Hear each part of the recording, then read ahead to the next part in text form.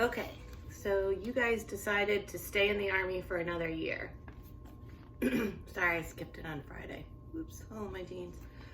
I'm a true son of liberty, you say. I'll stay in the Army until the war ends, until I die trying to win it. A few days before Christmas of 1777, you reach Valley Forge in Pennsylvania. George Washington is camped here.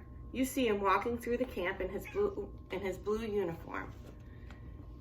He towers over the other officers, and his face is grim. Here's a picture of his grim face.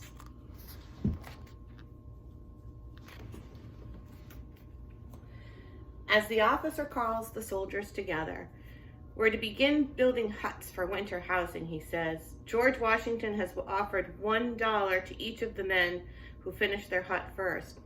Big whoop. "Then there are 12 men in your unit. Building a hut without tools is a challenge, but you finish it in 2 days and you win the $1.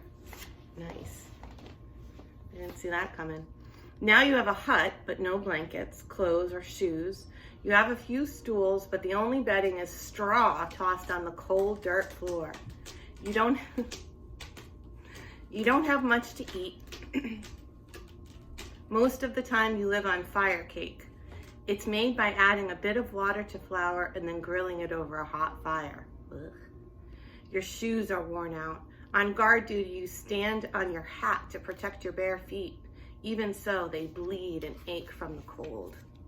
Snow makes travel impossible, but still the soldiers threaten to leave. At night, the chant begins in one hut and travels to the next. No meat, no coat, no flour, no soldier. No meat, no coat, no flour, no soldier. And each day you grow thinner. You wake one morning in February of 1778, feeling hot. Has the weather changed? No, you have a fever. Your friends bring you water, but there's nothing else to offer. Your fever grows worse. First you have chills, then your skin feels like it's on fire, and then you develop a cough. Influenza, the doctor says. We have no medicine.